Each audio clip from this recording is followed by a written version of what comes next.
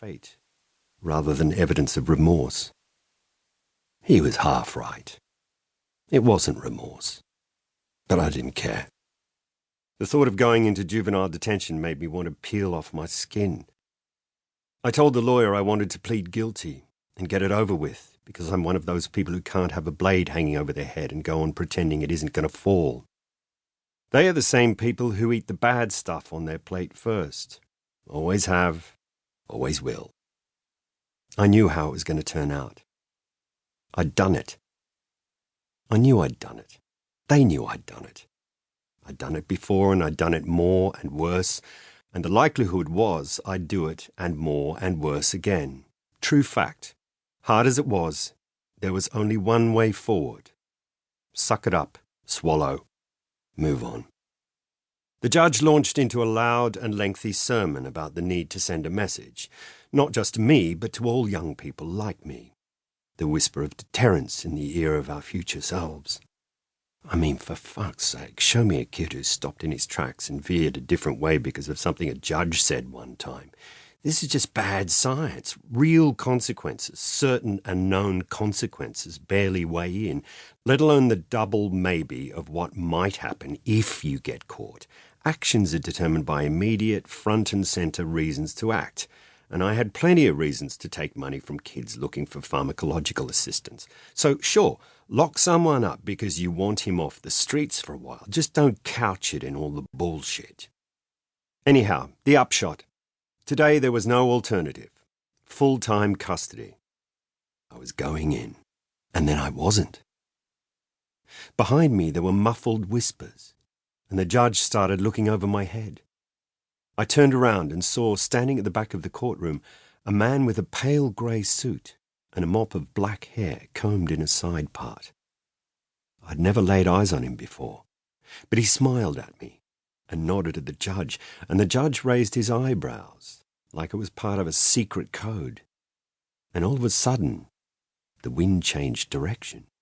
"Very well," said the judge. "I can see merit in that." This was in reply to nothing anyone had said. "We just need to be satisfied that he's not currently on any form of medication." "We have that information," replied the man in the grey suit. "He was taken off clonidine in May." The accent was foreign, but very slightly, and not from anywhere in particular, a bit of east and west. The judge peered down at me again like it hurt his eyes to do it, and, without looking at me a second time, made a hurried pronouncement, placing me on an order for 12 months under section whatever, my release conditional upon compliance with blah blah and so forth. "Daniel, do you understand what I've said?" I nodded. "You're not free to go home, Daniel. I've ordered that you enter a residential program to address the issues underlying your behavior. You will be taken directly from the courthouse to the location. What this means is that you are a lucky young man. Please don't forget that." Leaning forward, he repeated it slowly. "A very lucky young man. Do you understand that, Daniel?" I said I did. I understood. And the blade didn't fall. I slid into the back seat of a van, with a driver who was not the man in the grey suit, on my way to find out what lucky meant. I'd slid deeper down into my seat and drifted into sleep, and when I woke up my mouth was dry, and my head was an old sore, and when the window still wouldn't open I banged it with the palm of my hand. More than once. It was me in the world again. And though we'd never been on this particular road, the feeling was familiar, the bond between us unchanged. I banged the window again and the driver's shield, and told him I was going to keep banging until he pulled the fucking car the fuck over. It was more effective than I'd anticipated. He flicked his headphones out and slowed the van to give me an earful, I thought. But no.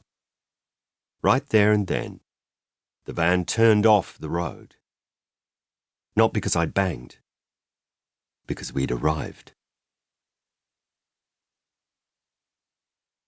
Intake. A white pebbled driveway cradled on either side by plump